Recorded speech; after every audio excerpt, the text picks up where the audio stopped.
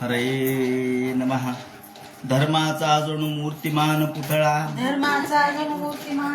भासे जना भूवरी. दीक्षा देऊन जो जगतिया बद्धास हो उद्धरी.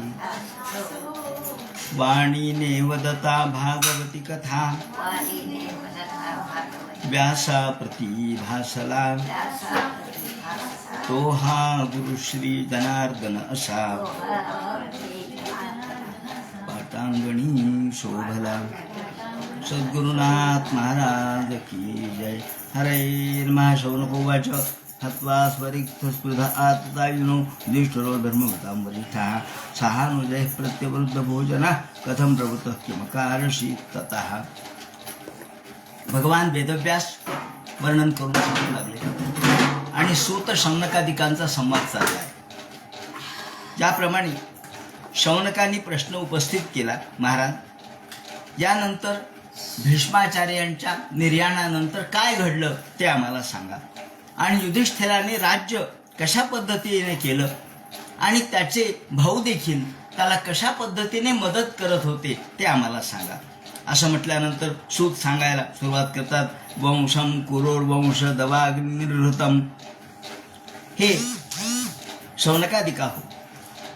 युधिष्ठिराने जेव्हा राज्य ग्रहण केलं त्यानंतर हे राज्य म्हणजे धर्माचं राज्य होतं. धर्माचं राज्य काय असतं, ज्याला आपण राजा हा देवाचा अंश आहे असं जेव्हा म्हणतो तेव्हा त्याचा अर्थ असा आहे की जो धर्माने राज्य करतो, धर्मयुक्त, धर्मामध्ये इतर धर्माचं देखील, इतर लोकांना देखील तेवढाच सन्मान दिला पाहिजे. हे रामराज्य ज्याला आपण म्हणतो हे रामराज्य होतं. रामराज्याची संकल्पना स्पष्ट करताना वाल्मिकी महर्षींनी म्हटलंय की रामराज्य कशाला म्हटलंय तर त्या ठिकाणी कुणी चोर नव्हता आणि कुणी शासन करणारा नव्हता, कुणी त्या ठिकाणी कोणत्याही प्रकारचा द्वेष करणारा नव्हता, आणि न दंड्यो न च दांडिका. कोणाला दंड देणाराही कुणी नव्हता आणि अपराध करणाराही कुणी नव्हता. मग सांगा, मग राज्य कसं चालत होतं ते म्हणतात स्वधर्मेण प्रजातावत् रक्षन्ति स्म परस्परम. प्रत्येक जण आपापल्या धर्माप्रमाणे वागत होता आणि आपोआपच रक्षण होत होतं. पहा तुम्ही, प्रत्येकाने आपला धर्म पाळायचं ठरवलं तर कायद्याचीच गरज नाही, कशाचीच गरज नाही, कोणाला शिक्षा द्यायची गरज नाही. वडिलांच्या धर्माप्रमाणे वडिलांनी वागावं, पुत्र धर्माप्रमाणे पुत्राने वागावं, बहिणीच्या धर्माप्रमाणे बहिणीने, भावाच्या धर्माप्रमाणे भावानी. त्याचप्रमाणे प्रत्येक जण आपापल्या धर्माप्रमाणे जर वागत असेल, शेतकऱ्यांनी शेतीत कृषीनिष्ठ राहावं, व्यापाऱ्यांनी व्यापार करावा, याप्रमाणे जर प्रत्येक जण आपापल्या धर्मानुसार वागत असेल तर प्रजा ही आनंदी असते. ते म्हणतात स्वधर्मेण प्रजास्तावत रक्षन्ति स्म परस्परम. प्रत्येकाचं रक्षण आपापला धर्मच करत होता. त्यामुळं कुणीही नच दांडिका, त्या ठिकाणी कुणी दंड देणारा नव्हता आणि कुणी अपराधही करणारा नव्हता. युधिष्ठिराचं राज्य असंच रामराज्यासारखं होतं आणि त्यामुळं त्या युधिष्ठिराच्या राज्यामध्ये वेळचे वेळेवर पाऊस पडत होता. हे महत्वाचं आहे. राज्य चांगलं कशाहून ठरायचं तर जर निसर्ग प्रसन्न असेल तर तुमचं राज्य चांगलं. ते म्हणतात इंद्र वेळेवर पाऊस पाडत असे, प्रजा आनंदी होती, कोणामध्ये भांडण तडणं नव्हते. कामं वर्ष पर्यान्य सर्व काम दुखामही. आणि पृथ्वी भरपूर उत्पन्न देत होती. पृथ्वीमध्ये काही पेरा ती बरोबर द्यायची. कामदुघा शब्द वापरलाय, कामदुघामही. एखादी कामधेनू असावी त्याप्रमाणे ही पृथ्वी म्हणजे कामधेनू होती. आणि या वेळेला गायी कशा होत्या त्या म्हणतात हे गायी बैल अत्यंत पुष्ट अशा प्रकारचे होते, ताकदवान बैल होते. गायी पुष्ट होत्या किती ते म्हणतात अहो गायीच्या कासा घागरी एवढाल्या होत्या आणि त्या कासांमधून दूध जाता जाताच गळत असे, इतकं दूध त्यांच्या कासामध्ये होतं. शिशुचुष्म व्रजान गावान, जणू काही गायी निघाल्या रस्त्याने म्हणजे त्या दुधाचाच वर्षाव करत निघायच्या, अशा प्रकारच्या गायी आणि त्यांची दूध. आता याच्यावरून त्यांनी श्रीमंतीची कल्पना केलेली आहे की जिथे दुधाचा सडा पडतो तिथं पाण्याला काय तोटा आहे हो, इथं पाणीच नाहीये, पाऊस नाही त्यामुळे पाणी नाही. शिशुचुष्म व्रजान गावान पयसोध स्वतीर्मुदा, समुद्राला या ठिकाणी मिळणाऱ्या नद्या धो धो धो धो धो धो अशा पद्धतीने वाहत होत्या.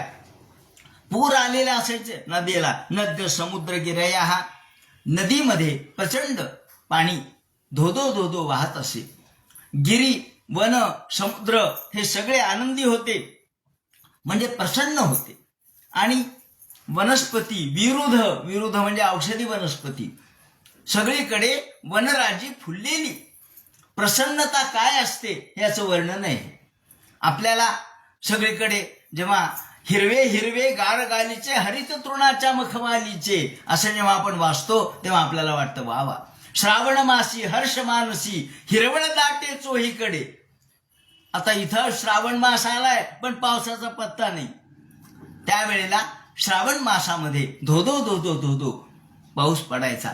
सगळीकडे हिरवळ दाटलेली, फळं सगळ्या झाडांना आलेले, फलंते औषधे सर्व, हा ज्या ज्या झाडांना ज्या ज्या ऋतूमध्ये फळ यायचे त्या त्या ऋतूंमध्ये फलान्वित झालेले झाडं. आणि आणखी एक वैशिष्ट्य असं होतं युधिष्ठिराच्या राज्याचं, कोणालाही आधी नाही, व्याधी नाही, मानसिक रोग नाही, शारीरिक रोग नाही, त्याचप्रमाणे कोणामध्ये भांडण नाही, तंडण नाही, क्लेश नाही, दैन्य नाही, चणचण नाही, त्रास नाही. का बरं? ते म्हणतात अहो प्रत्येक जण आनंदी होता, मन प्रत्येकाचं प्रसन्न होतं. आणि अजात शत्राव भवन, अजात शत्रू, युधिष्ठिराला कोणीही शत्रू शिल्लक राहिला नव्हता. सगळे शत्रू म्हणजे कौरवच होते. हे अंतर्गत युद्ध होतं. पण कौरवांनी या ठिकाणी वाईट पद्धतीने राज्य केलं, अनितीने राज्य केलं. आणि म्हणून भगवान गोपालकृष्णांनी कौरवांचं राज्य नष्ट करून पांडवांच्या हाती सत्ता दिली. याप्रमाणे उषित्वा हस्तिनपुरे आणि याप्रमाणे सर्वत्र आनंदी आनंद होता. यावेळेला भगवंत गोपालकृष्ण यांनी युधिष्ठिराला बोलावलं. युधिष्ठिरा, आता तुझ्या राज्यामध्ये सगळा आनंद आहे. तुझ्या मनामध्ये जे काही शल्य होतं या कौरवातल्या लोकांना मारण्याचं, ते भीष्माचार्यांच्या कृपेमुळं आणि आशीर्वादामुळं, त्यांच्या उपदेशामुळं हे शल्य नष्ट झालंय. आता तुझं मनही शांत झालंय. त्याचप्रमाणे राज्याला कुणी शत्रू राहिला नाही की ज्यामुळं मी इथं थांबावं. आता तुझं राज्य खूप चांगलं चाललंय. आता आमंत्रिता बंधन्यात परिश्वजाभिवाद्यतम, आता मला द्वारकेला जाऊ द्या. बरेच दिवस झाले मी या ठिकाणी थांबलोय. कतिचिन मासान, किती महिने झाले मी या ठिकाणी थांबलोय. आता गरज होती म्हणून मला या ठिकाणी थांबावं लागलं. अगदी शेवटच्या क्षणी निघालो तर या अश्वत्थाम्याने ब्रह्मास्त्र सोडलं, त्यापासून तुमचं रक्षण केलं. आता मात्र मला जाऊ द्या, रथ सिद्ध करायला सांगा. असं म्हटल्याबरोबर युधिष्ठिराने रथ सिद्ध करायला लावला. त्याचबरोबर अनेक सैन्य त्या भगवान गोपालकृष्णाच्या सोबतीला दिलं. आणि यावेळेला कोणाकोणाला बोलावलं, त्यांचे सर्व बांधव यांना बोलावलं. त्याप्रमाणे उद्धवाला बोलावलं, सात्यकीला बोलावलं, सुभद्रा, द्रौपदी, कुंती. याच वेळेला सुभद्रा आली, भगवंताची बहीण. द्रौपदी आली, कुंती आली, विराट तनयस्तथा, ही विराट तनया असणारी अर्थात या अभिमन्यूची पत्नी, ती देखील आली. आणि गांधारी आली. आता गांधारी आणि धृतराष्ट्र यांच्याकडे भगवान गोपालकृष्ण गेले आणि त्यांनी त्यांचं सांत्वन केलं. कारण भीष्माचार्य गेले, त्याचं सांत्वन करायचं शिल्लक राहिलं होतं म्हणून त्यांचं सांत्वन केलं. गांधारी धृतराष्ट्रश्च युत्सर्गौतम यमौ युयुत्सु. हा युयुत्सु कोण आहे? हा युयुत्सु म्हणजे आता धृतराष्ट्राला गांधारीपासून 100 पुत्र झाले कौरव. पण तरी धृतराष्ट्राने एका दासी बरोबर जेव्हा संबंध ठेवला तेव्हा त्या दासीपासून जो पुत्र झाला तो युयुत्सू. तो कोणाच्या बाजूने लढला? तो लढला पांडवांच्या बाजूने. युयुत्सूनी पांडवांची बाजू घेतली, कौरवाच्या बाजूने नाही लढला. तो धृतराष्ट्राचा पुत्र होता तरी दासी पुत्र होता ना, तेव्हा तिचं मन चांगलं होतं. तेव्हा या ठिकाणी वृकोदर प्रत्यक्ष भीम आले, त्यानंतर धौम्य आले, अनेक स्त्रिया आल्या, त्याचप्रमाणे वेगवेगळ्या प्रकारचे संबंधी बांधव आले. मत्स्यसूता दया, मत्स्यसूत असलेला हा तोही आला.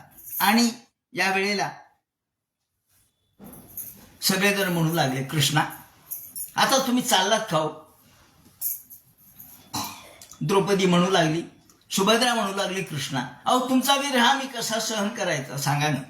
तुम्ही जाणार हे नुसतं मनामध्ये आल्याबरोबर असं वाटतं की नाही, भगवान गोपाल कृष्णाने जाऊच नाही. नसे हिरे विमुह्यंतो विरह विरहम शंकर शार्ंगधन्वनः. तुमचा विरह आम्ही कसा सहन करायचा सांगा ना. असं म्हणून द्रौपदी रडू लागली, सुभद्रा रडू लागली. त्याप्रमाणे कुंतीच्या डोळ्याला पाणी आलं, सर्वांच्या डोळ्याला पाणी येऊ लागलं. विरहाचा नुसता आता विरह होणार असं वाटता क्षणीच सर्वांच्या डोळ्याला पाणी आलं. आणि तुमचा विरह आम्ही कसा सहन करायचा, आम्हाला इतकी तुमची सवय झालेली होती की तुमच्यापासून आम्ही बाजूला जाऊच शकत नाहीत. सत्संगान मुक्त दुःसंगो. भगवंता तुम्ही केवढे आमच्यावरती उपकार केले, किती आमच्या पाठीशी उभा राहिलात, क्षणाक्षणाला आम्हाला मदत केली. कीर्तिमानम यशो यस्य. आणि भगवंता तुमची कीर्ती खरोखर दिगंत आहे. आम्ही तुमचा विरह नाही सहन करू शकत. का बरं? अहो दर्शन स्पर्श समलाप. उठलं की तुमचं दर्शन घ्यायची आम्हाला सवय लागली, उठल्याबरोबर तुमच्याशी बोलायची सवय लागली. गोपाल कृष्ण एवढंच नाव आमच्या तोंडामध्ये असायचं. संलाप बोलताना फक्त तुम्हीच आमच्या समोर असायचे. तुमच्या सोबत जेवण खाण राहणं उठणं बसणं फिरणं सगळं तुमच्या सोबत. आणि मग आज तुम्ही जाणार म्हटल्यावर आम्हाला कसं सहन होईल देवा. सर्वे ते निमिषैर रक्षैर. अहो प्रत्येक क्षणोक्षणी तुम्ही आमचं रक्षण केलं. असा एकही क्षण नाही की ज्या क्षणी तुम्ही आमचं रक्षण केलं नाही. आणि म्हणून आम्हाला असं वाटतं की देवा खरोखर तुम्ही जाऊ नये असं वाटतं. पण तुम्ही म्हणता, कारण आता तिकडे द्वारका सोडून खूप दिवस झालेत, आई वडिलांची भेट तुमची व्हायची आहे. तेव्हा युधिष्ठिराने सांगितलं, असू द्या आता भगवान गोपाल कृष्ण निघालेत, हा चांगला प्रसंग आहे. या शुभ प्रसंगी रडू नका. दुःख वाटतं माणसाला पण रडू नये माणसाने. म्हणून विरह होतो माणसाला पण रडू नये. प्रवासाला कोणी चाललं तर रडू नये. ते म्हणतात नाही हे बा निरुधन गला बाष्पऊ औत्कंठ्या देवकी सुते. कंठ दाटून आला सर्वांचा पण नाही रडू नका म्हणे. का? हा चांगला अशा प्रकारचा प्रसंग आहे, शुभ प्रसंग आहे. शुभ प्रसंगाला नमस्कार करावा, दिवा लावावा, त्याचप्रमाणे आनंद चेहऱ्यावरती ठेवावा. आणि भगवान गोपाल कृष्ण निघाले निर्यातगारून. या वेळेला दुंदुभी वाजू लागल्या, मृदंग वाजू लागले, प्रणव घोष होऊ लागला. ब्रह्मवृंद आले, ब्रह्मवृंदाने मंत्रघोष सुरू केला आणि अत्यंत शुभ मंगलदायक अशा प्रकारचे मंत्र म्हणायला सुरुवात केली. आणि या वेळेला शंख दुंदुभी यासारखे वाद्य वाजू लागले. हा गर्दा सुरू झाला आणि लोकांना कळालं भगवान गोपाल कृष्ण निघाले, चालले. रथ सज्ज झालाय त्यांचा. या वेळेला त्यांच्या रथावरती कोण कोण बसले होते ते म्हणतात. सुरुवातीला अर्जुन बसले होते. सीतातपत्रम जग्राह.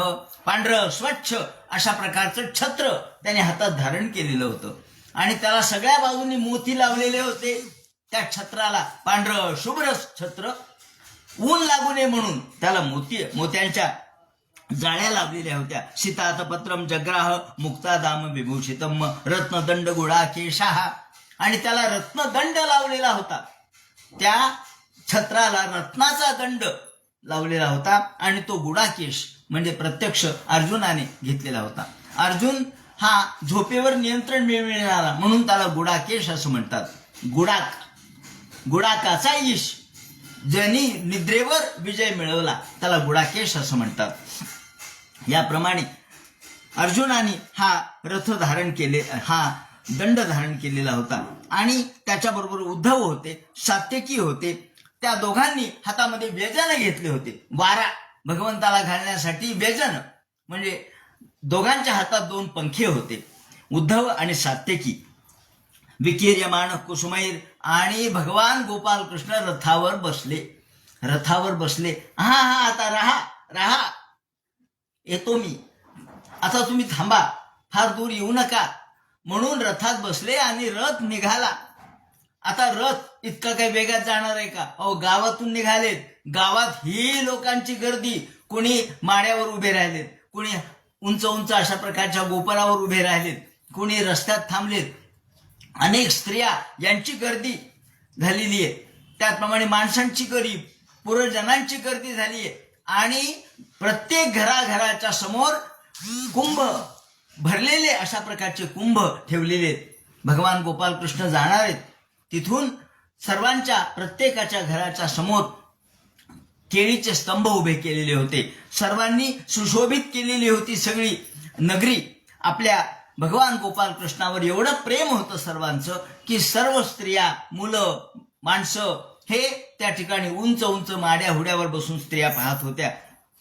आणि यावेळेला प्रासाद शिखरारूढा, हा उंच उंच प्रासादावर, त्यांच्या शिखरावर कुरु नार्यो दिदृक्षया, या कुरु कुलातल्या सगळ्या नारी, सगळ्या स्त्रिया उंच उंच अशा प्रकारच्या गोपुरांवर बसलेल्या होत्या आणि तिथून हातामध्ये फुलं घेतले होते.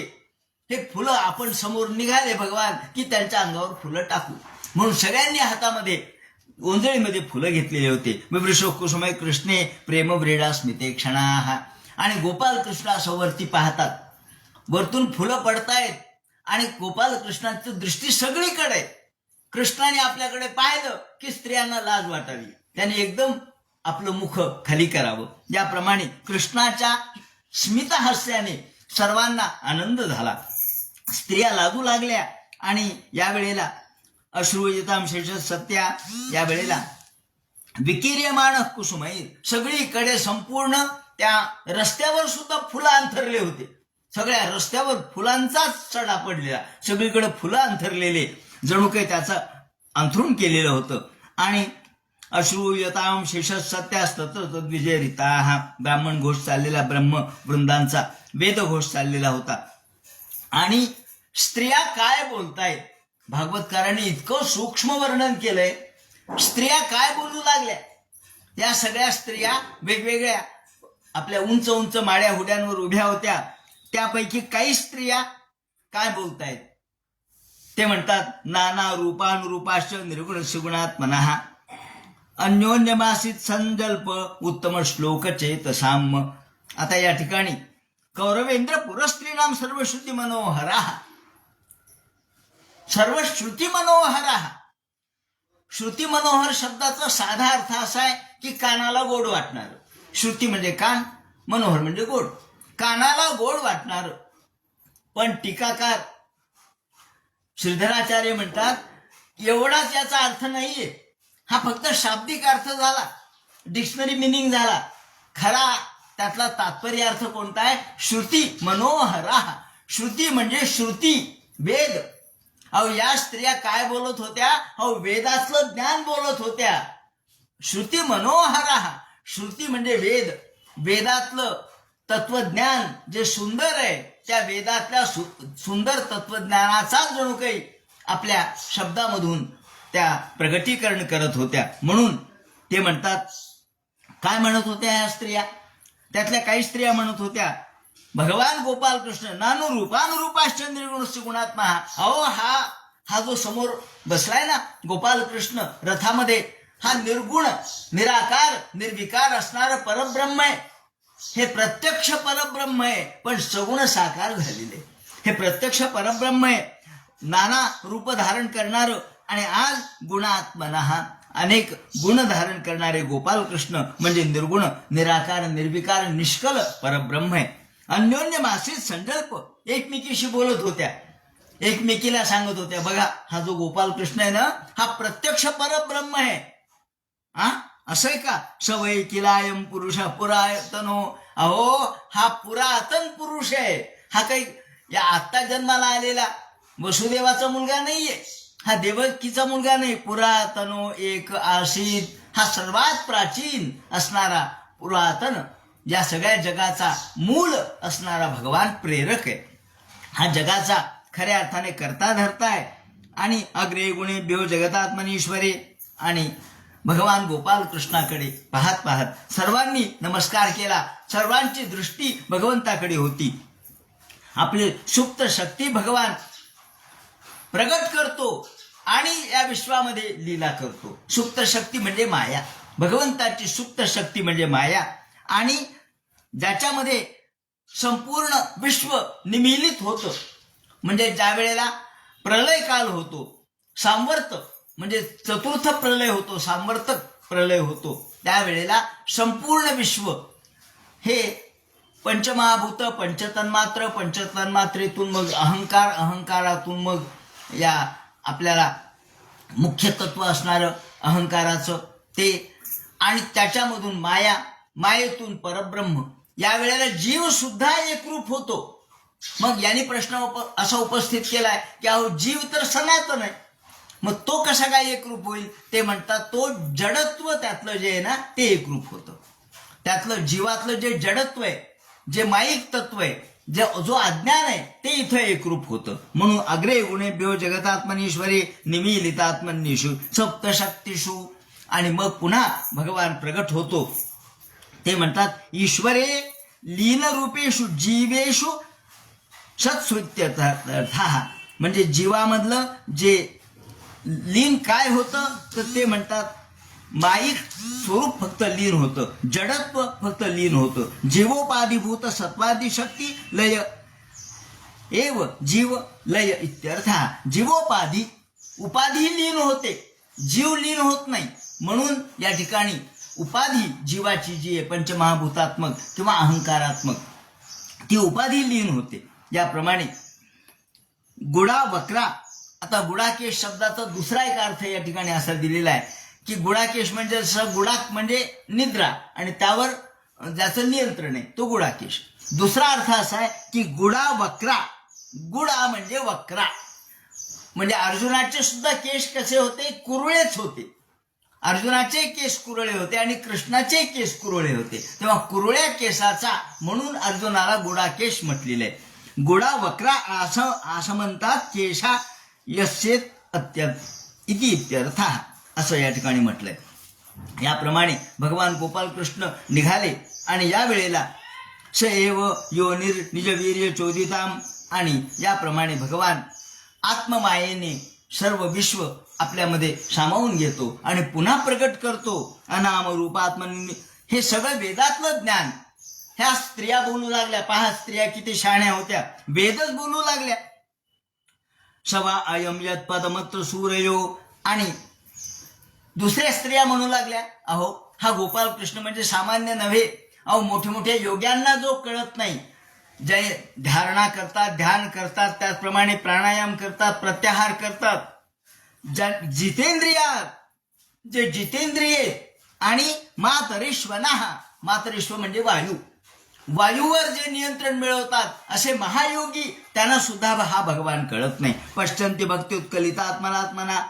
हा भगवान फक्त भक्तीने कळू शकतो, योगाने कळत नाही. न योगे नैव करणी. योगाने कळत नाही, कर्णाने कळत नाही. जो भगवान फक्त भक्तीने आकळला जातो. सवा अयम सख्युनुगीत सत्कथो. आणि हा वेदाचं गुह्य आहे. हा भगवान म्हणजे वेद गुह्य. वेदाचं सर्वात सार कोणतं असेल तर भगवान आहे. त्यामुळं वेदाचं हे गुह्य आहे. हा एकमेव असा आहे की जो सगळं विश्व निर्माण करतो, पालन करतो आणि संहार करतो. ज्याप्रमाणे हा धर्माचं रक्षण करण्यासाठी या ठिकाणी जन्माला आला. धत्ते भगवं सत्य मृतं दयाम यशो. आणि प्रत्येक युगायुगामध्ये हा भगवान वेगवेगळे अवतार धारण करतो आणि जन्माला येतो. याप्रमाणे आता दुसऱ्या स्त्रिया बोलू लागल्या. आता पहिल्यांदा भगवंताचं ब्रह्मस्वरूप सांगितलं पहिल्यांदा सुरुवातीला ब्रह्मस्वरूप सांगितलं. नंतर काय सांगतात, नंतरच्या स्त्रिया काय बोलू लागल्या, अहो अलम श्लाघ्य तमम यदोह कुल. दुसऱ्या स्त्रिया म्हणू लागल्या, अहो मला सांगा यदुकुळाचं किती मोठं भाग्य असेल की ज्या यदुकुळामध्ये भगवान जन्माला आले. आता इथं भगवंताचं सगुण रूप वर्णन करायला सुरुवात केली. आतापर्यंत निर्गुण निराकार निर्विकार शक्तिरूप सांगितलं. आता अवतार कथेच्या संदर्भात सांगायला सुरुवात करतात. म्हणजे या स्त्रियांच्या ज्या संवाद आहेत ते त्याचे 3 भाग आहेत. एक ब्रह्मतत्व सांगणाऱ्या, दुसऱ्या सगुण वर्णन करणाऱ्या. आता या सगुण वर्णन करणाऱ्या काय म्हणतात की खरोखर या यदुकुळाचं किती मोठं भाग्य आहे, अलम पुण्यम, किती मोठं भाग्य की जो यदुकुळ भगवंताच्या अवतीर्ण होण्यामुळं प्रसिद्ध झालं, पवित्र झालं. आणि ज्या मधुवनामध्ये भगवंताने क्रीडा केली ते मधुवन सुद्धा पावन झालं. पुण्यतमम मधोरवनम, पुण्यतम हे मधुवन झालं ज्या ठिकाणी भगवंतांनी लीला केली, क्रीडा केली. अहो दुसऱ्या म्हणू लागल्या, अहो भगवान गोपाल कृष्ण ज्या वनामध्ये, त्याचप्रमाणे गोकुळामध्ये आणि वृंदावनामध्ये लीला करत होते, त्यांचे तृणांकुर, त्यांचे पावलं जिथे जिथे पडले, ज्या ज्या तृणांकुरावर पडले, त्यांचे पदकमल ज्याच्यावर चिन्हांकित झाले, ती माती सुद्धा, ती धूळ सुद्धा किती पवित्र आहे हो. यदेश पांसुम वृषभ श्रेय प्रिय स्वजन्मना चंक्रमणेन चांचती, चंक्रमणेन चांचती. भगवंताचे इवळे इवले पाय ज्या मातीवर पडले, तृणांकुरावर पडले, ते सुद्धा किती भाग्यवान. अहो बतस्वर यशस्करी, खरोखर कुशस्थली पुण्य यशस्करी भुवा. खरोखर सर्व जे काही पावित्र्यकारक ज्या ज्या गोष्टी आहेत, असा समजा आपण या कुशावर्त म्हणतो, पवित्र आहे, तसे अनेक स्थानं भगवंताच्या नुसत्या पद चिन्हाने पवित्र झाले. त्यामुळं यशकारक, त्याचप्रमाणे पुण्यकारक आणि आम्हाला पावन करणारे. पश्यंती नित्यम यदनुग्रहे शितम. आणि अशा भगवंताला पाहण्यासाठी ज्या स्त्रिया, जे मुलं, जे गोकुळामधले गोपाल भगवंताला रोज पाहत असत, त्या गोपाळांचं तरी किती भाग्य हो. रोज कृष्ण त्यांना दिसत होता. पश्यंती नित्यम यदनुग्रहे शितम. त्यांच्या आई वडिलांचे किती भाग्य, त्यांच्या मित्रांचं ते किती भाग्य आहे की जे दररोज कृष्णाला पाहत होते, कृष्णाबरोबर खेळत होते, त्यांचा हात हातात घेत होते. नूनम व्रत स्नान होता दिनेश्वर समर्थितो यस्य गृहीत पाणी भी. आणि मग काही स्त्रिया म्हणू लागल्या, हो त्यावेळेला तर कृष्ण लहान होते आणि त्यांनी एक 10-11 वर्ष क्रीडा केली, पण नंतर ज्या ज्या स्त्रियांनी कृष्णाबरोबर लग्न केलं, पूर्ण जीवन काढलं, त्या स्त्रिया तर किती भाग्यवान असतील हो. पाणीग्रहणादिभी, पाणीग्रहण ज्यांनी केलं, ज्यांनी भगवंताच्या सोबत विवाह केला, त्या स्त्रिया किती मोठ्या भाग्याच्या आहेत.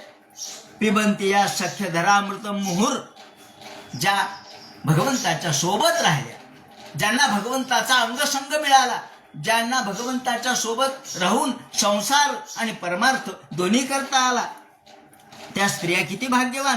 अहो नूनमृत स्नान होता दिनेश्वर. आणि पिबंती सख्यधरामृतम मुहूर, ज्या रोज भगवंताच्या सोबत राहतात, भगवंताचा स्पर्श ज्यांना मिळतो, अंगसंग ज्यांना मिळतो, त्यांचा खरोखर अलौकिक भाग्याला पारावार नाही. आणि ज्या स्त्रियांना तर कृष्णाने पळून आणलं, रुक्मिणी स्त्रिया, रुक्मिणीला तर कृष्णाने पळून आणलं, मग रुक्मिणीचं भाग्य किती असेल. या वीर्य शुल्के नरता स्वयंवरे, स्वयंवरामधून ज्या पहिल्या 8 स्त्रिया आहेत या स्वयंवरामधून आणलेल्या आहेत. स्वयंवर रचलं आणि त्या स्वयंवरातून आपली शक्ती दाखवून कृष्णाने त्यांचं हरण केलं, तेव्हा त्या स्त्रियांचा तर अहो भाग्य, अहो त्या देवताच होत्या.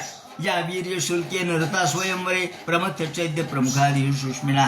आणि प्रद्युम्न, शांब, अनिरुद्ध हे सुद्धा भगवंताचे पुत्र पौत्र यांचं सुद्धा भाग्य आहे. आणि भौममध्ये भौमासुराला मारून ज्या स्त्रियांना भगवंताने आणलं 16,100, त्या स्त्रियांचं खरोखर भाग्यच मानावं लागेल की ज्या सामान्य घरात जन्माला आल्या, पण तू कृष्णामुळे त्यांना कृष्ण पत्नीत्व लाभलं. या सांग्रहात पुष्कर लोचन पतीर. आणि भगवंताच्या या अशा पद्धतीने 3 पातळीवर ही चर्चा आहे स्त्रियांची. ब्रह्म स्वरूप चर्चा, मग सगुण रूपाची चर्चा, आणि कृष्ण पती म्हणून ज्यांना मिळाला त्यांच्याबद्दल मनामध्ये भाव निर्माण झाला, आणि म्हणून अंतःकरणामध्ये लज्जाही निर्माण झाली. आणि यांच्या असं बोलत असताना कृष्णाला ऐकू आलं म्हणते, कृष्णाला ऐकू आलं यांचं बोलणं, आणि कृष्णाने हळूच त्यांच्याकडे पाहता क्षणीच त्यांना लाज वाटली आणि त्या खाली मान घालून बसल्या. हे म्हणतात अशा पद्धतीने भगवान गोपालकृष्णाची स्तुती त्या ठिकाणी रस्त्याने स्त्रिया करत होत्या. स्त्रियांचे जथ्थेच्या जथ्थे भगवंताची स्तुती करत होते. एवं विधा गतीनाम सगिर पुरयोषिताम, याप्रमाणे पुरयोषिता सगळ्या स्त्रिया त्या ठिकाणी भगवंताचं निरीक्षण करत होत्या, भगवंताकडे पाहत होत्या, पाहत बोलत होत्या, बोलता बोलता कृष्णाकडे पाहून हसत होत्या आणि हसता हसता लाजतही होत्या. याप्रमाणे भगवंताच्या रूपाचं, त्यांच्या सौंदर्याचं देखील मोह या स्त्रियांना पडला. म्हणून निरीक्षणेनाभिनंद सस्मितेन ययो हरी, सस्मितेन ययो हरी. भगवान सुद्धा त्यांच्याकडे बघून किंचित स्मित हास्य त्यांनी केलं. आपल्याबद्दल या चर्चा करतायत, बोलतायत.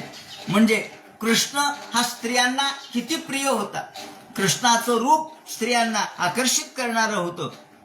ते म्हणतात याप्रमाणे जिथे जिथे भगवंताच्या चर्चा चाललेल्या अजात शत्रू प्रथना गोपीनाथाय मधुद्विषाः, ते म्हणतात याप्रमाणे हळूहळू रथ पुढे पुढे पुढे पुढे गेला. लोकांचं दर्शन चाललेले थांबतायत, पुढे जात आहेत, पुढे अजून थांबतायत, पुन्हा लोक येतात, दर्शन घेतात, आणि मग दूरवर रथ गेला विरहा तुरान. या ठिकाणी युधिष्ठिरादिकांना, द्रौपदी त्याचप्रमाणे सुभद्रा यांना विरह वाटू लागला.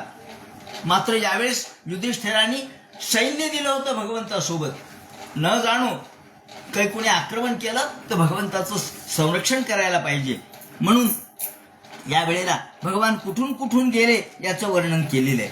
ते म्हणतात कुरु जांगल पांचाल, कुरु मधून निघाले, या अर्थात दिल्लीपासून निघाले, त्यानंतर पंजाबला गेले, तिथून राजस्थान, तिथून मध्य प्रदेश, आजच्या भाषेत सांगतोय. यांनी जे वर्णन केले कुरु जांगल पांचाल शूरसेनान सयामुनान. सयामुनान म्हणजे यमुनेच्या बाजूचा प्रदेश. आणि ब्रह्मावर्तम कुरुक्षेत्र मत्स्यान सारस्वता नथ.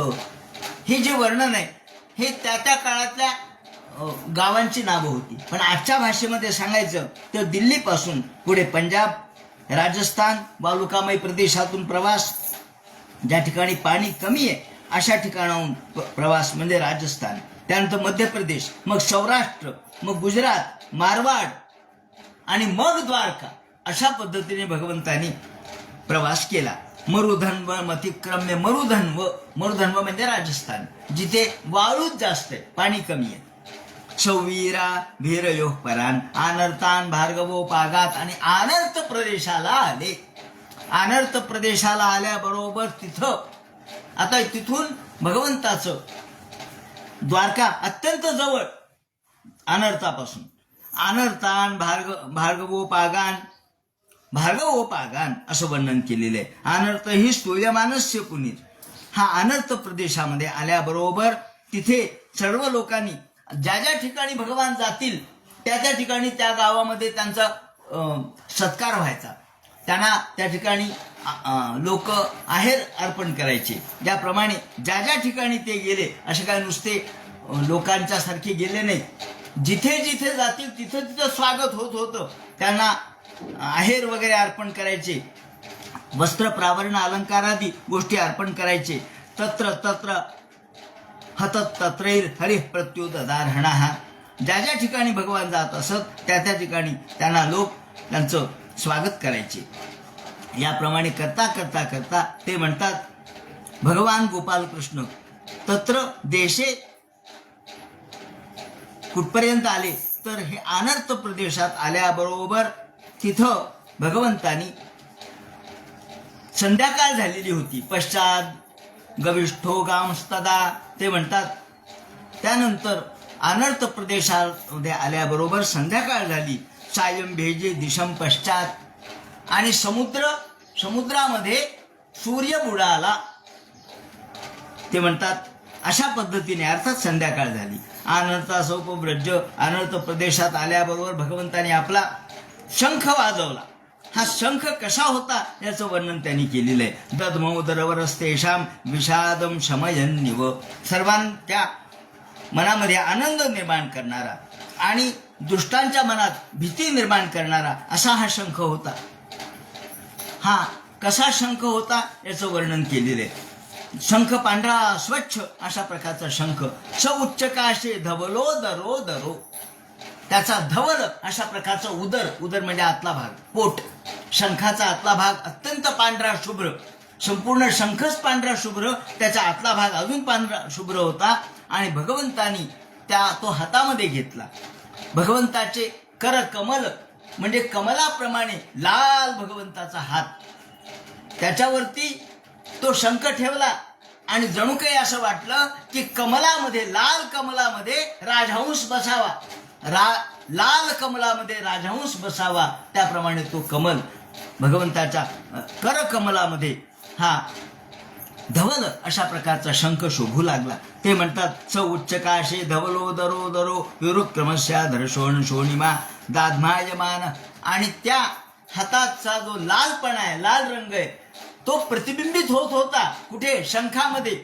आणि शंख आधी पांढरा आहे, त्याच्यामध्ये लाल रंग प्रतिबिंबित झाला. शोण शोणिमा, शोणिमा शब्द वापरला, लालिमा, हा लालिमा प्रतिबिंबित झाला. आणि भगवंतांनी तो शंख वाजवल्याबरोबर दाद्मायमान कर कंठ संपुटे यथाभ्यशंडे कलहंस उत्स्वना, नुसता राजहंस दिसतोय असं वर्णन केलं नाही भागवतकारांनी. ते म्हणतात भगवंतांनी तो जो आवाज काढला, तो शंखामधून काढलेला आवाज म्हणजे हंसध्वनी होता. हंसध्वनी नावाचा एक राग आहे, हंसध्वनी होता. हंसाचा जो आवाज आहे तो शंखातून काढला, म्हणजे असं वाटलं की हंसच भगवंताच्या हातात आहे असं वाटू लागलं. शंखामधून तो ध्वनी काढला. ते म्हणतात कलहंस उत्स्वना, हा कलहंसाचा आवाज, हा राजहंसाचा अर्थात ध्वनी त्या शंखामधून निघाला. आणि तो ऐकल्याबरोबर जगत भय भयावहम, सगळ्या दुष्ट लोकांना भय निर्माण झालं आणि सुष्ट लोकांना आनंद झाला. एकाच गोष्टीने दोन्ही गोष्टी होतात. चांगला राजा आला म्हणजे चोर पळून जातात, चांगला अधिकारी आला म्हणजे भ्रष्टाचारी लोक पळून जातात, त्यांना भीती वाटायला त्यावर अधिकारी फार कडक आहे बरं का, पळून जातात. आणि चांगल्या लोकांना आनंद होतो, वा वा. एकच घटना पण दोन परिणाम घडवते. त्याप्रमाणे तमपुश्रुत्य निनदम जगत भय भयावहम. आणि सर्वांना भगवंताच्या भर्तृदर्शन लालसा, भगवंताच्या दर्शनाची इच्छा उत्पन्न झाली. सगळेजण धावत धावत धावत भगवंताजवळ आले. या वेळेला संध्याकाळ झालेली होती. तत्रोपनीत बलयोर रवेर दीप विवांतृता आत्मारामम पूर्णकामम निजलाभेन नित्यदा. याप्रमाणे ते म्हणतात या वेळेला सर्वांनी उपायजना अर्पण केली भगवंताला. भगवंताला समर्पिता बलय उपायना निता. हा बळी म्हणजे काय? उपायन. भगवंताला वस्त्र, प्रावरण, अलंकार, दाग दागिने, जिथं जाईल तिथं स्वागत आहे याप्रमाणे. आणि आत्मारामम पूर्ण, भगवंताला काय कमी हो, आत्माराम आहे, पूर्ण काम आहे. पण लोकांची इच्छा, आनंद वाटला. प्रत्युत्फुल्ल मुखा प्रोचो. आणि भगवंत सगळ्याकडे बघून हसत होते. कोणाकडे बघून देखील दुःखी त्यांचा चेहरा नव्हता. कुठेही कोणाकडे राग नव्हता. कोणाकडे बघून तिरकं बघायचं नाही, रागाने बघायचं नाही, डोळे वटारून नाही. प्रेम सर्वांच्या मध्ये, सर्वांच्या अंतःकरणात हा प्रेम अशा प्रकारचं दाटून आलेलं. आणि प्रीत्युत्फुल्ल मुखांबोज, उत्फुल्ल नुकतंच उमललेलं कमल असावं त्याप्रमाणे भगवंताचा चेहरा होता. हर्ष गदगदया गिरा. आणि हर्ष, आनंद अंतःकरणामध्ये दाटत होता, तो त्यांच्या चेहऱ्यावर दिसत होता. आणि या वेळेला पितरम सर्व सुरद मवितार भिवार बका नतास्मने ते नाथ सदा. भगवान गोपाल कृष्ण परायणम क्षेम मिहेच्छताम परम, या ठिकाणी परायण शब्द वापरलाय. परायण म्हणजे काय हो? परायण इथे परायण म्हणजे आपण जसं म्हणतो हरिभक्ती परायण त्या अर्थाने नाहीये. इथं परायण शब्द आहे. पण ते र असल्यामुळे पुढे रचं न अण होत असतं. र जर पुढे आलं तर र मुळे न चण होत असतं. तर परायण जो भगवान, अयन म्हणजे स्थान, राहणं, ज्याचं राहणं दूर पर अशा ठिकाणी आहे, जो परब्रह्म रूप आहे, जो भगवान वैकुंठामध्ये राहणार आहे, ज्याचं राहण्याचं ठिकाण वैकुंठ आहे. पर अयन ज्याचं राहण्याचं ठिकाण भगवान वैकुंठामध्ये आहे, असे भगवान गोपालकृष्ण परायणम क्षेममी हेच्छताम परम, आणि लोकांचं कल्याण करण्यासाठी या ठिकाणी भगवान अवतीर्ण झालेले आहेत. ते म्हणतात दीनांवर उपकार करण्यासाठी, त्यांचं रक्षण करण्यासाठी हे भगवान या ठिकाणी प्रगट झाले. आणि म्हणून ते म्हणतात असे भगवान आत्माराम आहेत, परमानंद रूप आहेत. आणि हे भगवान वीर्यंचो ब्रह्मा वैरिंचा हा सनकादय ब्रह्मदेव, त्याचप्रमाणे सनकादिक यांना इह संसारे परम क्षेममिच्छताम परायणम परमम शरणम, जे ब्रह्मादिक देव आहेत किंवा सनकादिक आहेत, ते सुद्धा ज्यांना संसाराची इच्छा नाही, ते सुद्धा भगवंताची अपेक्षा करतात, कारण त्यांना परमपदवी अपेक्षित आहे. परमम शरणम, ज्यांना परमपदवीची अपेक्षा आहे. असे कुतः परेशाम ब्रह्मादीनाम प्रभू रपी कालो यत्र प्रभुर्न भवेत, त्याप्रमाणे या भगवंताचं वर्णन त्यांनी केलं. आणि ते म्हणतात हा भगवान भवायनस्त्वम भव विश्वभावन, जो सर्व जगाचं कल्याण करण्यासाठी या ठिकाणी आला. भगवंताची स्तुती करतायत, देवा तुम्ही सद्गुरू आहात, तुम्ही आमचं दैवत आहात, परमंच दैवतम, आणि तुम्ही आम्हाला सनाथ केलं. सनाथ म्हणजे तुम्ही आहात म्हणून आम्ही सनाथ आहोत. आमच्या डोक्यावर एका अर्थाने आशीर्वादाचं छत्र तुम्ही धारण केलं. तुम्ही नसता तर आमच्या डोक्यावरचं छत्र कधीच गेलं असतं. अहो सनाथा भवता यस्मद्वयम, तुम्ही आम्हाला दर्शन दिलं. हीच आमच्या दृष्टिकोनातून सनाथत्वाची भावना आहे. आणि भगवान प्रत्येकाकडे पाहत होते.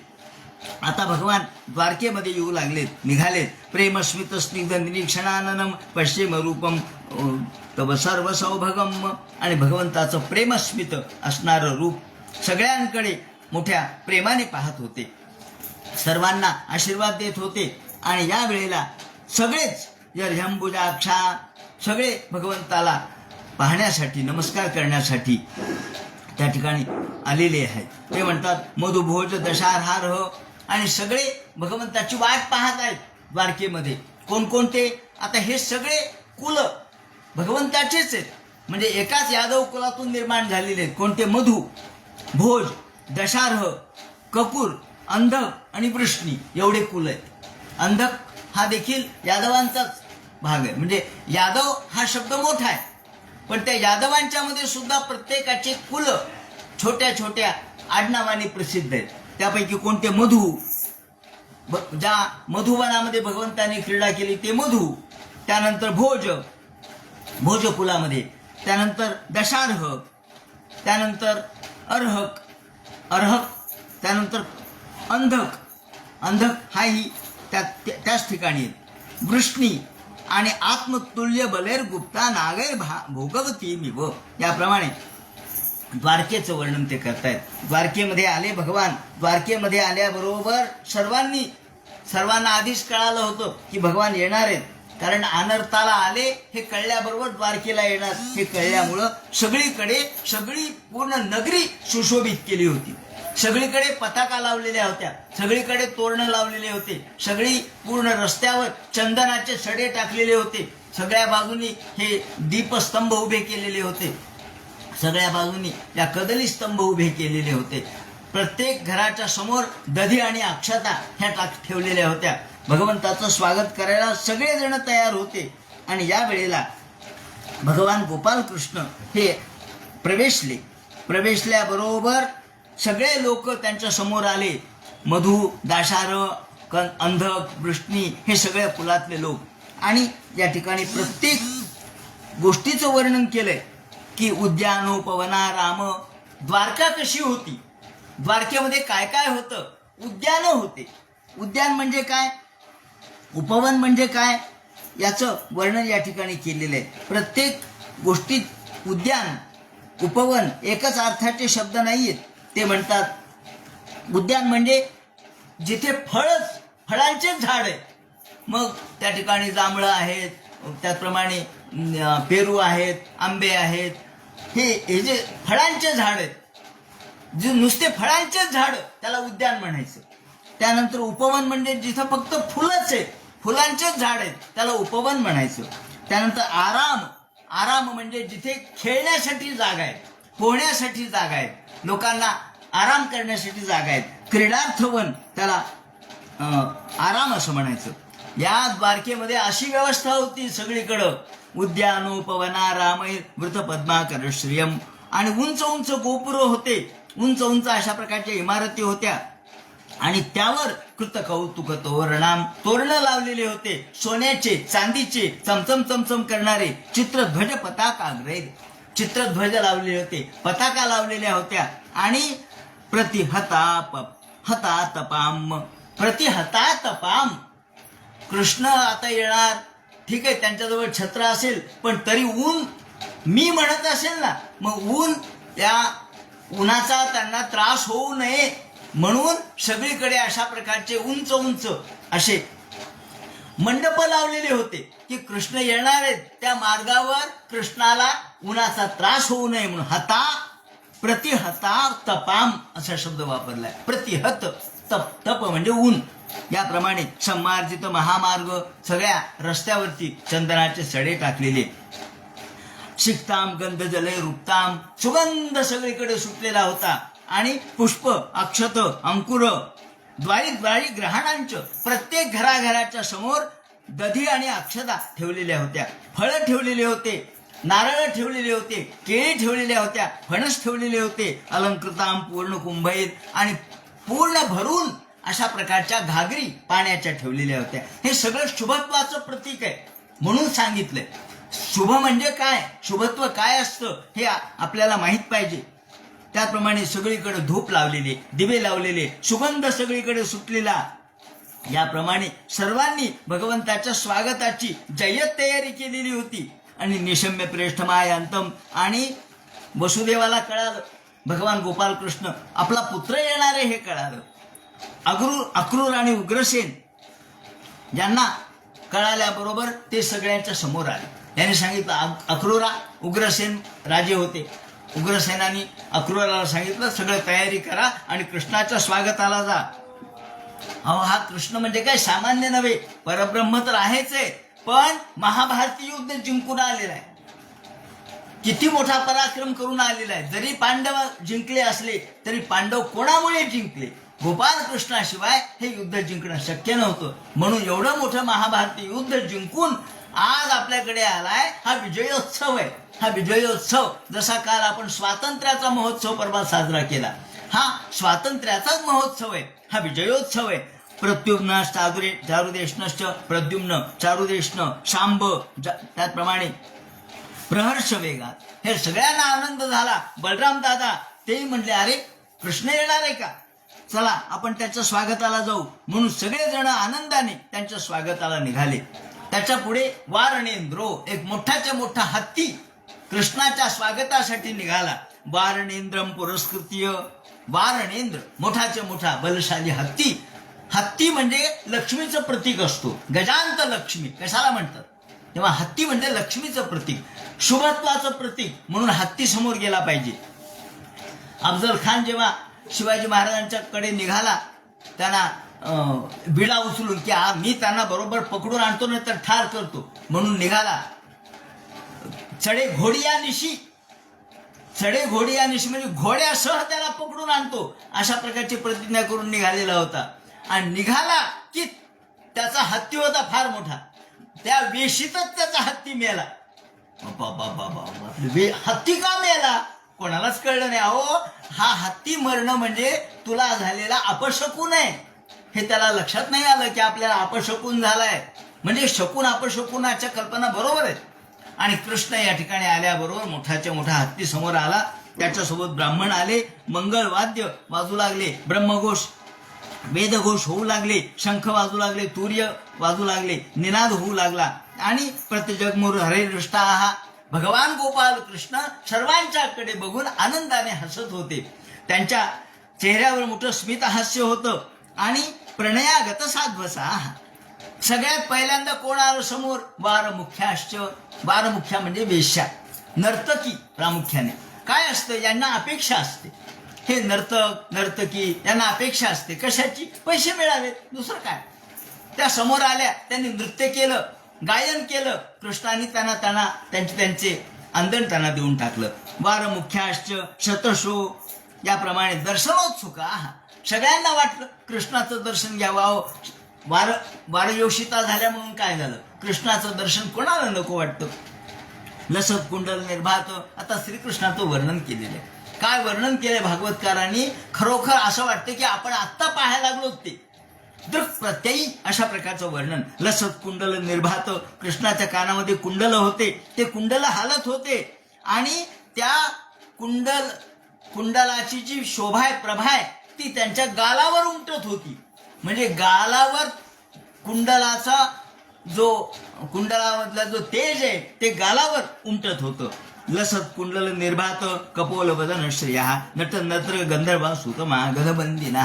नट आले, नर्तक आले, सूत आले, मागध आले, बंदी आले. हे बंदी मागध काय करतात? स्तुती गातात. याला स्तुती पाठक म्हणतात. जुन्या काळामध्ये अशा प्रकारचे स्तुती पाठक असायचे. ते भगवंताची स्तुती करत करत, गान करत करत, मोठेपणा सांगत सांगत यायला लागले. गायंतीचोत्तम श्लोक चरितानुभूतांच. उत्तम श्लोक. भगवान हा उत्तम श्लोक आहे. भगवान हा पुण्य श्लोक आहे. ज्याचं पुण्य श्लोक, उत्तम श्लोक याचा अर्थ असा की ज्याचं चरित्रच उत्तम आहे, ज्याचं चरित्र उत्तम आहे, ज्याचा नुसतं नाव देखील उत्तम आहे, असे भगवान. भगवंत बंधूनाम. आणि भगवंत निघाले तेव्हा रस्त्याने आलेले लोक आता प्रत्येकाशी ते कसे वागले? आता ते तर रथात बसलेले होते, प्रत्येकाला बोलणं शक्य नव्हतं, प्रत्येकाला जाऊन हस्तांदोलन करणं शक्य नव्हतं. आता प्रत्येकाच्या स्तरानुसार कसे वागले त्याचं वर्णन केले. प्रभाभिवादनाश्लेष. कोणाला भगवंतानी नुसतंच लांबून हात वरती केला, हा हा हा आला आला, हा हो ठीक आहे ठीक आहे ठीक आहे, नुसतं लांबूनच हात वरती केला. कोणाला अभिवादन केलं दोन हाताने, वा वा नमस्कार, वंदन केलं, अभिवादन केलं. कोणी फारच जवळचे त्यांना जवळ येऊन त्यांना आलिंगन दिलं, अश्लिष्ट आलिंगन दिलं. कोणाला हस्तांदोलन केलं, कोणाच्या डोक्यावर किंवा पाठीवर हात टाकला, थाप मारली, वा वा वा छान. प्रत्येकाशी भगवंताचं वागणं कसं आहे? प्रत्येकाच्या स्तरानुसार. आणि प्रत्येकाला वाटलं की देवाने माझ्याकडे पाहिलं, प्रत्येकाला वाटलं की देव माझ्याशी बोलले. कोणाला स्मित हास्याने बोलले, कोणाला फक्त हसूनच उत्तर दिलं, आश्वासन. कोणाला आश्वासन दिलं. श्वपाक आले, श्वपाक. श्वपाक म्हणजे काय? कुत्रे मारून खाणारे त्याला श्वपाक म्हणतात. म्हणजे अर्थात अंत्यजातले अंत्यज. श्वपाको जलपाको भवती मधुपाको पमगिरा. देवीचा श्लोक आपण म्हणतो ना, हा श्वपाक. आता आपण म्हणू कशाला आला होतो तुम्ही अंत्यज? ते म्हणतात अहो अंत्यज जरी असला तरी तो माणूस आहे, त्याला भगवंताची भक्ती जर असेल तर अंत्यजातला अंत्यज सुद्धा भक्त होऊ शकतो. चोखोबा नाही का अंत्यज होते पण भक्त होते. म्हणून मग त्या श्वपाक समोर आले, भगवंताला नमस्कार केला. भगवंतानी त्यांना आश्वासन दिलं, तुमचं कल्याण होईल, कलयुगामध्ये तुम्हाला कमी पडणार नाही, आशीर्वाद दिला. अश्वपाकेभ्यो वरिष्ठाभिमते विभो. प्रत्येकाला वरदान दिलं. प्रत्येक जे सामान्य नीच कुलातले आहेत त्यांना वरदान दिलं. त्यानंतर गुरु आले. गुरु समोर आल्याबरोबर गुरूंना वंदन केलं, कारण गुरु मोठे, त्यांना चरणवंदन केलं. स्वयंच गुरुभीर विप्रही सदारई स्थवरैरपी. सदारई स्थविरैरपी. जे स्थवीर म्हणजे म्हातारे, वृद्ध, मोठमोठे वृद्ध, ज्ञानवृद्ध, तपोवृद्ध, वयोवृद्ध हे आल्याबरोबर त्यांना नमस्कार केला. भगवंतांना कोणती वृद्ध व्यक्ती येऊ द्या, भगवान त्यांना साष्टांग नमस्कार घालत असत. हा त्यांचा मोठेपणा आहे. त्याप्रमाणे गुरु, त्याप्रमाणे विप्र ब्राह्मण, त्यानंतर सदारही स्थविरैरपी. अनेक स्त्रिया आणि मोठमोठे वृद्ध ज्यांना नमस्कार केला त्यांच्याकडून आशीर्वचन घेतलं. आशिभिर युज्यमानोन्यैर बदिभिश्चा विशत्पुरम, आणि याप्रमाणे त्यांच्याकडून आशीर्वचन घेतलं, त्यांनाही आशीर्वाद दिले. याप्रमाणे भगवंतांनी सर्वांना त्यांच्या त्यांच्या मानाप्रमाणे त्यांना स्थान दिलं. आणि मग आल्याबरोबर राजमार्गम गते कृष्णे द्वारका कुल स्त्रिया वाटच पाहत होत्या कृष्णाची. 16,108 स्त्रिया कृष्ण कधी येईल याची वाट पाहत होत्या. अनेक गावामधल्या स्त्रिया, कुलस्त्रिया, त्याही कृष्णाची वाट पाहत होत्या. कुणी हरम्य म्हणजे उंच उंच अशा प्रकारच्या या माडी उडीवर उभ्या होत्या, त्या कृष्णाकडे पाहत होत्या. आणि नुसत्या कृष्णाकडे पाहता क्षणीच त्यांना महोत्सवाचा आनंद प्राप्त होत होता. तदीक्षण महोत्सव हा ईक्षण महोत्सव आहे. ईक्षण म्हणजे पाहणे हाच महोत्सव. ज्याप्रमाणे कृष्णाकडे पाहत राहणं हाच आनंदाचा भाग. याप्रमाणे नित्यम निरीक्षमाणायाम यदद्वी रपिदव द्वारकेतले लोक नेहमीच कृष्णाकडे पाहत होते. जरी दररोज कृष्ण तिथं असले तरी प्रत्येकीला कृष्ण दररोज नवीन वाटत होते. ज्याप्रमाणे आता कृष्ण आपल्या द्वारकेमध्ये आल्यानंतर लोकांना त्यांनी दर्शन दिलेलं आहे. आता त्यानंतर ते राजमहालात कसे येतील, राजमहालात आल्यावर वसुदेव, देवकी आणि इतर आपल्या आयांच्या कसे पाया पडतील आणि पुढे आपल्या स्त्रियांच्या कडे कसे जातील या संबंधीचं जे विवरण करतील. आणि पुढे परीक्षितीचा जो जन्म होईल त्याचं जे विवरण होईल तो भाग उद्या